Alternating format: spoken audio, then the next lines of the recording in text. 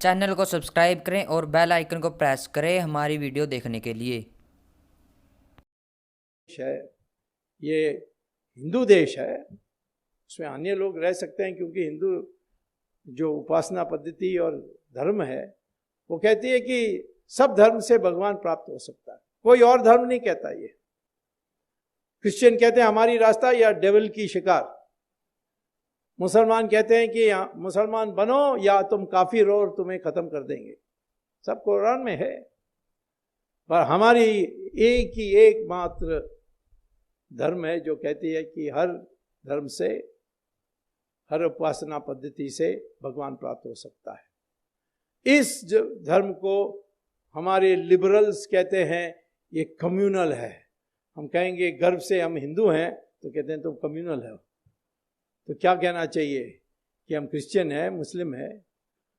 और इस देश में जो संस्कृति है, महिलाओं के लिए देखिए कितनी आदर रही है, भूल गए बीच में। महाभारत की युद्ध हुई थी एक महिला के अपमान के कारण, रामायण हुई और लंका की शासन को नष्ट किया रामचंद्र जी ने एक महिला का अपहरण के कारण। महिलाओं सब महत्वपूर्ण स्थान पर हैं हमारे हिंदू धर्म में। ब्रह्मा के कैबिनेट में भी देखिए इंपॉर्टेंट पोर्टफोलियो तो सारे महिलाओं के साथ है। Education Saraswati, finance Lakshmi, defence Durga, और पुरुष के पास क्या, इंफॉर्मेशन ब्रॉडकास्टिंग विद नारद मुनि।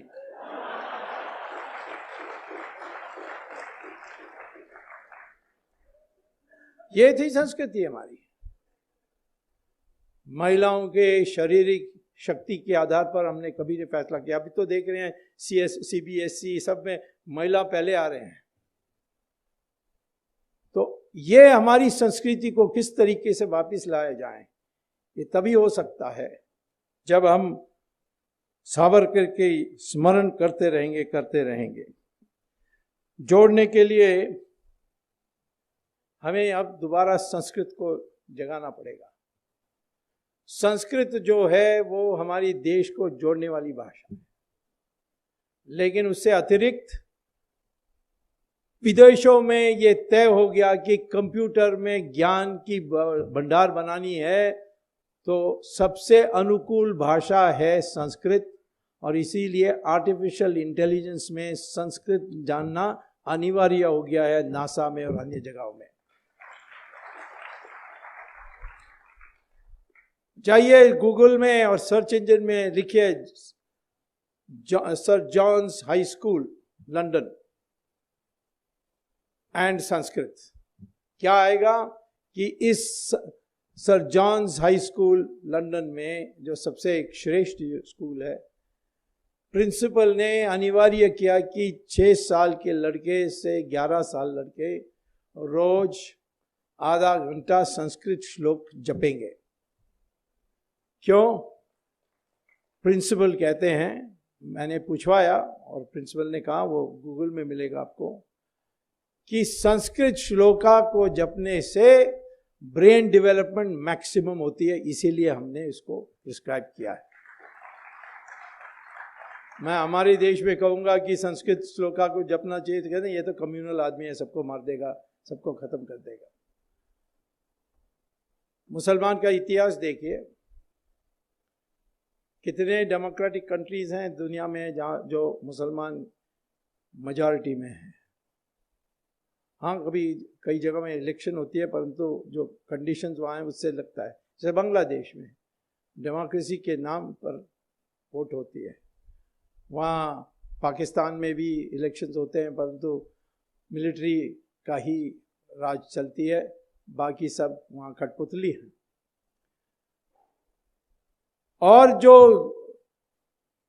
टॉलरेंस की बात करते हैं वो क्या, उनसे पूछना चाहिए कि सऊदी अरेबिया में, कतार में, यमन में, ईरान में मंदिर क्यों नहीं बना देते? हमारी इतने हिंदू वहाँ है, 20 लाख हिंदू हैं कर्मचारी के रूप में सऊदी अरेबिया में, मंदिर बनाते नहीं देते।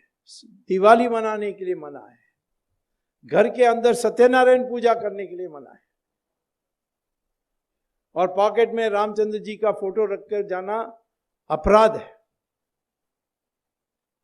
और हमें लेक्चर देते हैं कि माइनॉरिटीज को करें, जहां हमारे देश में माइनॉरिटीज मुस्लिम खास तौर पर जो मेजॉरिटी में है या क्रिश्चियंस हैं, वहां कोई हिंदुओं के लिए छूट नहीं है। कश्मीर में क्या हो रहा है, घाटी में 5 लाख हिंदुओं को भगा दिया है।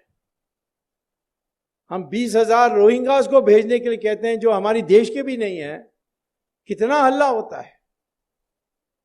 मल्लापुरम में जाइए, देखिए हाल क्या है, मेजॉरिटी मुस्लिम डिस्ट्रिक्ट है। तो इस देश में लोकतंत्र है, तो ये कारण है कि हमारी बहुमत हिंदुओं की है। इसीलिए जब तक हिंदू बहुमत में रहेगा तब तक इस देश में डेमोक्रेसी रहेगी, उसके बाद नहीं रहने वाली है। और इसीलिए परिवार नियोजन करना है तो सबका करना है, सिर्फ हिंदुओं का करना नहीं है। और सबको कहना चाहिए कि हमारी संस्कृति को मान लीजिए, आपका उपासना पद्धति कुछ भी हो जाए। सावरकर ने यही कहा था, आत्मसम्मान, अपने इतिहास जानना, इसी को सीखना है। सावरकर आखिर में उस भारत को नहीं देख सके जैसे आज एक परिस्थिति पैदा हुई है, जहां हमारे विपक्ष को भी कहना पड़ रहा है कि हम मंदिर जाते हैं। पहले मंदिर का नाम लेने के लिए डरते थे। मुझे नहीं आश्चर्य होगा कल वो जिनेऊ पहन के आएगा।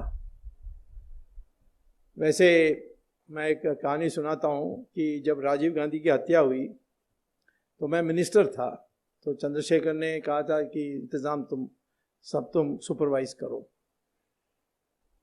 तो जब राजीव गांधी की शव को पर आग लगानी थी तो उनका बेटा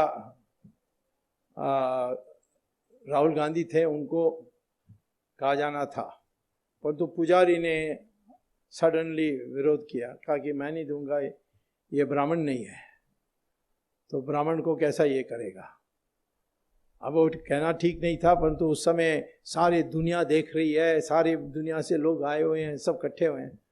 तो फिर मैंने कहा कि वो आपको कैसा पता है। ने कहा वो जनेऊ नहीं पहनता है। तो मैंने कहा पहना देंगे।